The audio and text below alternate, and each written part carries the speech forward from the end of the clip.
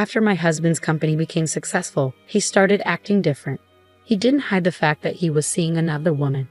When I confronted him about it, he just laughed at me. "You don't make any money, so you should be happy I'm supporting you," he said. "Maybe then I'll think about getting a job."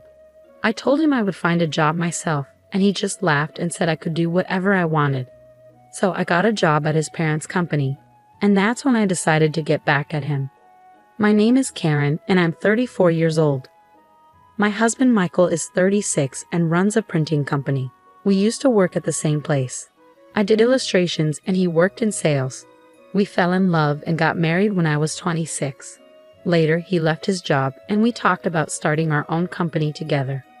I wasn't sure what to do, so I talked to our business partner, Bob. We'd worked with Bob before, back at our old job. He was the CEO there and had his hands in lots of different businesses, especially dealing with advertising. Bob liked my illustrations and was keen to support us. He even put some money into our new venture. "I really like Karen's drawings," he said. "I'm grateful for her talent. Together, we'll make this company a success." I told Bob that I was on board, and we started running the company together. At first, things were tough. We lived in a small apartment, but once the company started doing well, we could afford to move into a fancy condo. That's when my husband asked me to stop working and focus on being a homemaker. "I'll find someone else to do the illustrations. I want you to support me," he said. I felt like I had to go along with it, but I knew I had to tell Bob about what was happening. He had invested in our company, so he deserved to know. "I'm really sorry, but I have to stop doing the illustrations," I told him. Bob seemed genuinely upset. "I'll miss seeing your drawings, Karen. If you ever want to start again, just let me know. I'll always be here to help." "Thank you so much," I said gratefully. So I started focusing on being a homemaker to help my husband out. But I couldn't give up drawing completely, so I started sharing my illustrations as a hobby on Instagram. People really liked them, and it became my little secret joy. Even though I stopped working, my husband's company kept growing. Our life got better too. He got a new car, and he started buying expensive suits from famous brands. I didn't really get why he needed all that, but I guess it's important to look good when you're the boss. No matter how busy he got, my husband always made time for dinner at home. It was something we promised each other. Even when things got hectic, he insisted on having that time just for us. We'd sit down, have dinner, and he'd tell me about the future plans for the company. I was happy just to be there for him and support his dreams. I thought it would always be like that. The company kept doing well, but I started noticing a change in my husband. He stopped talking to me about the company during dinner. "How's work going?" I'd ask. "Fine," he'd say, not really interested. I kept asking him about work, wanting to know more, but he snapped at me, saying I wouldn't understand because I'm always at home. It hurt to hear him talk to me like that. I tried to tell myself he was just tired and stressed. That night, he finished his meal quietly and went straight to bed. This went on for a while, and then he started eating dinner out. He'd make excuses about socializing or work events, but he used to always eat at home. Even then, I'd wait for him, delaying my own dinner. But now, he'd just leave without a word. And recently, he wouldn't even bother sending an excuse.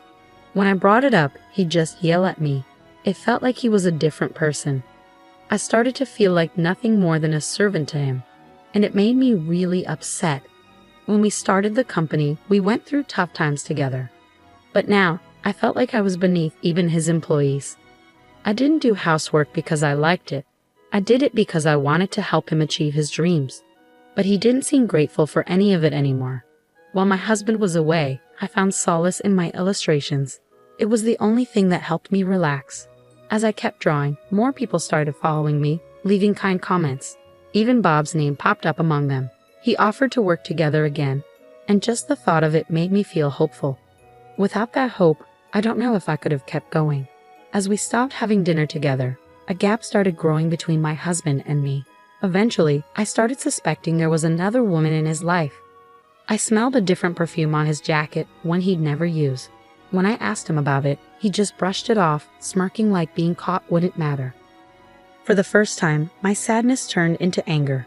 I was tired of being mocked and left alone at home, unable to do anything but chores. I felt anxious about being left behind by society. My friends invited me, but they didn't understand. Even my parents laughed it off as a fancy worry. I had to face this problem alone. Then, one day, my husband came home drunk. I took care of him and put him to bed, but I noticed a lipstick mark on his shirt. There was no way he'd have that mark for no reason. It was like a message from the other woman, a declaration of war. Finally, I had proof of his cheating. The next day, I confronted him with the shirt. "Where were you last night? And what's this kiss mark?" I demanded, pointing at the mark on his shirt. My husband looked surprised by the kiss mark, but didn't seem bothered by my questions. "I was out with friends at a bar. It must have happened then, right?" His tone was dismissive. "You'd have to take off your jacket for that to happen. Didn't you notice?" I said I don't remember. He continued, suddenly standing up. His hand came down hard on my cheek in a sharp slap. Stumbling backward, I struggled to process what had just happened. All I felt was a burning pain on my cheek. "When will you get it? Who do you think is providing for us?" My husband's words pierced the air as he walked away, leaving me behind with tears streaming down my face. It felt like my husband didn't love me anymore. The harsh reality shattered me. After that, my husband's behavior became violent whenever he was unhappy. If he didn't like the meal I made, he'd throw the plate on the floor. "This tastes terrible. Don't you know what I like to eat?" he'd yell. "If you want to stay married to me, you better improve your cooking." Every time he erupted like this, I felt like I was walking on eggshells. "Wait, I'll make what you like," I'd beg, but he never listened. "I'll just eat out. Your food will affect my work," he'd say dismissively. I'd chase after him, desperate to fix things. "But you're never home or talk to me. How can I make something you like?" I'd asked, tears filling my eyes. Clearly irritated by my desperation, my husband clicked his tongue. "So do you want a divorce? I'm fine with it. I can manage without you, but you can't manage without me, can you?" he sneered. "You're worthless, not making any money. You're just living off me like a parasite," he spat out, his words cutting deep into my heart. That was the moment something inside me broke. The loving and caring husband I once knew seemed gone. "I'll find a job," I declared, my voice shaking with determination. "What? What are you talking about?" My husband laughed, his tone dripping with scorn. "Who would hire someone as useless as you?" I gritted my teeth, trying to contain my anger. I couldn't let myself lose control and end up facing more abuse. Since I couldn't fight back physically, I had to find another way to stand up for myself. "Fine, do whatever you want," my husband sneered. "But don't forget about your house chores with your measly income. I won't tolerate neglect." As soon as he left, I sprang into action. I hired a detective to gather evidence of my husband's affair. It didn't take long before I had plenty of photos showing him with other women, drinking, and going into hotels together. 1 week after gathering the evidence, I went to a fancy restaurant on the top floor of a hotel. I wore my best clothes, but I couldn't shake the feeling of being out of place among the wealthy clientele. Bob was already at the table when I arrived. "I'm sorry for being late," I said nervously. "Don't worry at all, Karen. I've been looking forward to our meeting," Bob said warmly, motioning for me to sit. "Waiting for you was no trouble at all." Bob had been a big help when my husband and I started our own business. Now, he was the president of my husband's parent company. "Thank you for supporting us when we went independent," I said gratefully. "I was surprised when you and your husband decided to go independent, but since we've worked together for so long, supporting you financially was a no-brainer," Bob replied. "It seems like your company is thriving, thanks to your efforts." Bob's expression turned serious as he spoke. "But today, let's focus on you accepting my invitation, all right?" he said, offering a reassuring smile. "Yes, of course," I said, sitting up straight and returning his greeting. Bob had always been a big fan of my illustrations. He backed us financially when we decided to go independent because he believed in what I could do. He was also the one person who encouraged me not to give up my career to become a homemaker. We lost touch for a while, but he found me on social media and reached out, I explained. We started talking again through email and text messages. "But you always understood my illustrations so well, didn't you?" I asked, hoping to confirm our shared understanding. "I've always been a fan of your work, and I'm really happy you didn't give up on illustrating," Bob replied warmly. "But I never expected you to accept my offer to join my team. Bob had offered me a job as an illustrator before, but I turned him down because of my household responsibilities. Still, he kept reaching out to me, and it was only a week ago that I finally agreed to join him. In a conversation with my husband, Bob seemed hesitant at first, but then he looked me straight in the eyes. "I hate to say this, but Michael's company has a pretty bad reputation." "What? Really?" I was shocked. Everything my husband told me about his job seemed positive, so this news from Bob caught me off guard. I've been working with him for a long time, but ever since the business started growing, the quality of work has gone down. Bob explained. Deadlines are missed, mistakes happen, and he doesn't seem to take responsibility for it. Is this reputation widely known? Well, with his company growing so fast, it's bound to attract attention. But now, it's the wrong kind of attention.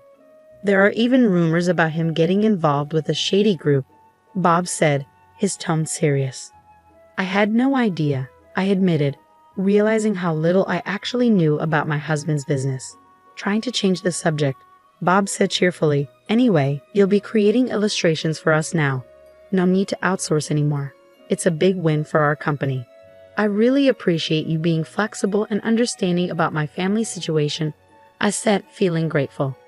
"It's okay. We don't believe in overworking our employees anyway," Bob said with a reassuring smile. And so I started my job with Bob. My role was solely focused on creating illustrations, so I didn't need to go into the office. Bob allowed me to work from home, which meant I could balance my work with my household responsibilities. Drawing, something I truly loved, brought me so much joy. It had started as a hobby, but now I was thrilled to be working on commissions. As I was working one day, I heard the door slam loudly. When I went to investigate, I found my husband standing there, his eyes filled with rage. "You traitor," he suddenly spat out. I was caught off guard by my husband's sudden outburst. To think my own wife would steal my job. That's when it hit me. The reason for his anger became clear. Since I started working with Bob, I began getting contracts with other companies. Thanks to Bob's recommendations, I managed to secure deals smoothly, and most of these companies were partners with my husband's business. This was my way of getting back at him. It must have been frustrating for him to have jobs taken away by the very person he underestimated. "You don't have any right to say anything to me. I've just been doing my job, and you gave me permission," I said calmly, meeting his rage with determination. My husband's anger burned in his eyes, but I didn't back down. "Go ahead. Hit me if you want. I'll call the police," I declared firmly. "The police?" My husband's anger seemed to lessen a bit at the mention of law enforcement. "My company is failing because of you. What are you trying to do?" he shouted, desperation edging into his voice. "It's not my fault," I replied calmly. I retrieved the divorce papers and handed them to him. "We're not husband and wife anymore." "Don't be absurd. You're divorcing me because my company is failing. You're just after my money," he accused, his words dripping with bitterness. "I could have divorced you at any time, but I thought now was the right time. I have a lot of work now, and I'm making money," I retorted, showing him the evidence of his affair. My husband, hearing everything, fell to his knees and begged, "Please, please. The company is in trouble. I can't handle compensation or a divorce on top of everything. Please support me. Everyone else has abandoned me as soon as they found out the company was struggling. You're the only one who hasn't." I didn't listen to his desperate plea. I left the house with only my work tools and a change of clothes. The next time I returned was to pick up my belongings after the divorce was finalized. My husband's company was making mistakes left and right, and no one wanted to work with him. He spent his days begging to pay me compensation. Meanwhile, I started living on my own, making a living from my illustrations. I became quite wealthy, but I never forgot my integrity, using my ex-husband's actions as a lesson in what not to do.